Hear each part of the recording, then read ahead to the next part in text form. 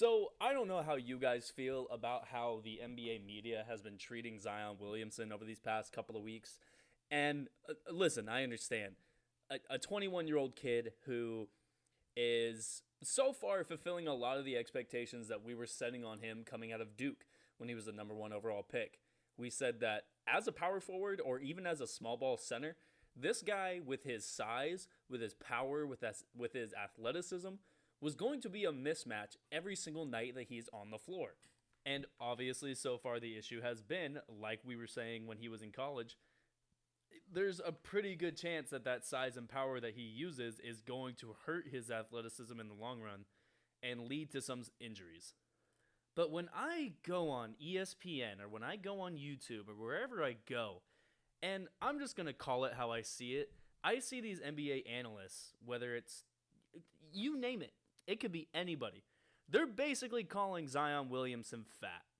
Now, again, I don't know how necessarily you feel about it. I don't know necessarily how others feel about it, but that's just bullshit. I mean, come on. Let's think about what has happened to Zion Williamson in his career. This kid has been a household name since he was 16. About 5 or 6 years now, this kid has been a household name for people who know basketball since he was a sophomore or junior in high school. Then he goes to Duke. He's the most explosive player probably in college basketball history outside of maybe Michael Jordan. There's really nobody in college basketball history who has had the household name status like Zion Williamson has had. You got Barack Obama going to his games. And then when he's the number one overall pick, he's kind of let down by the fact that he really wanted to go to the Knicks. The Knicks really wanted Zion Williamson. And he goes to New Orleans. Now, no shame to New Orleans. New Orleans is an incredible city. But it's not New York. And for a young kid who has all this star power, for a young kid who has the chance to be the face of a franchise, not going to the New York Knicks and going to the New Orleans Pelicans, I'm sure was something that was a little bit of a letdown for Zion. To his credit, though, Zion Williamson has quietly, in 85 games in 3 years, been one of the better players every time he's on the floor for the New Orleans Pelicans. Think about it.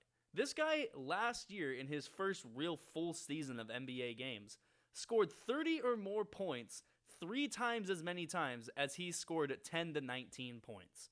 This guy is, like I said, a walking mismatch. His size, his power, his athleticism. He has a pretty good basketball IQ for someone who's that big.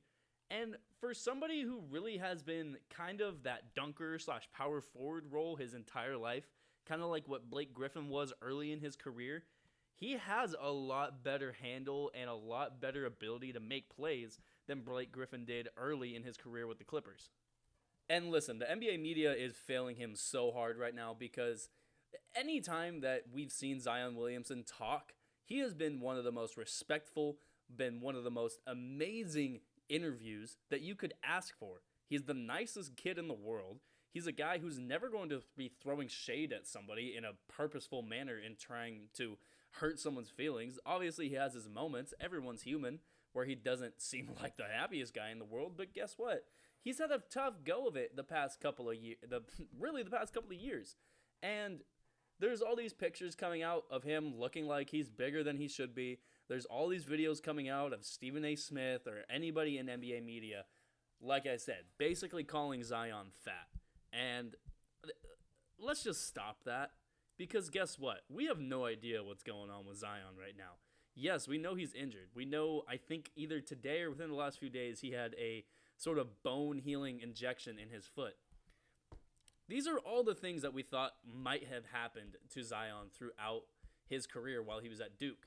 And even though that's coming true, we don't need to just put this on Zion, because the more we do that, guess what? The more stress he's going to be under. He's probably going to get depressed if he's not already. And if he's in a dark spot right now, let's not gang up on the kid, call him fat, tell him he needs to lose weight, and tell him that he's failing his own franchise. Because guess what? His franchise has done him no favors either since he came into the league. Yeah, they have all-stars on their team they have one all-star on their team like Brandon Ingram. Guess what's happened since New Orleans drafted Zion Williamson? They had the whole debacle with the Anthony Davis trade, his first season there. They had the Stan Van Gundy issue, which should have never been a coaching hire in the first place. You look at who's the veteran on this team. Jonas Valanciunas. Last year it was Steven Adams. The year before it was who? It was Eric Bledsoe last year as well. You're talking about a team who has been in dysfunction. They have one of the worst general managers in the NBA. I believe it's still David Griffin. And if it is, that needs to stop right away, because obviously there's two franchises in a row where not only have they been terrible, they seem to get worse and worse every year. Now, the NBA has great relationships with their media members. Like I said, whether it's Stephen A. Smith, whether it's ESPN, whether it's TNT with Shaquille O'Neal, Ernie, Kenny, and Charles Barkley. Every single member of the media has a pretty good relationship. Every TV personality seems to have a pretty good relationship with the NBA from a standpoint of, we're going to interview the players, we're going to try to keep it as respectful as possible, and we're really going to try to bring up these players instead of bring them down.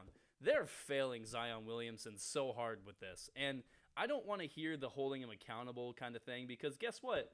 He broke his foot. I don't know how much accountability can really be put on Zion for that. Yeah, he's a heavy dude, but guess what?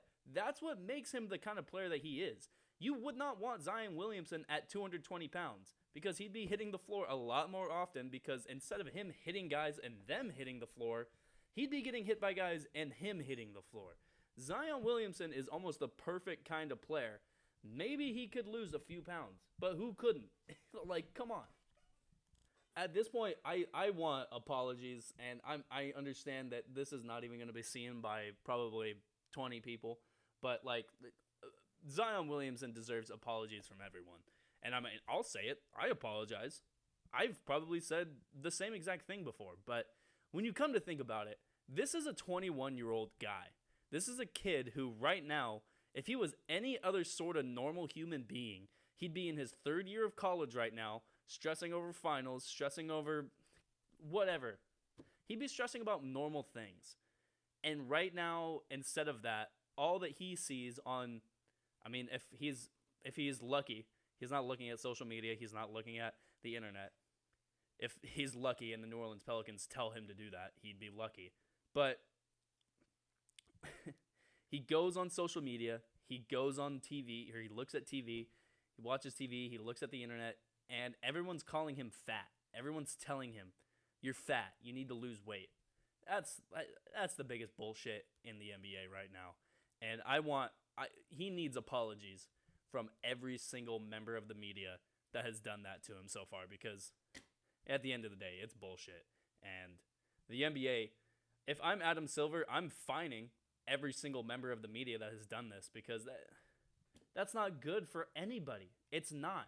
Does it really make ratings at ESPN that much better if Michael Wilbon and Frank Isola, or whatever that stupid idiot's name from New York is, when he goes on TV and says Zion is fat and he needs to lose weight? Is that really what we want? I mean, come on now.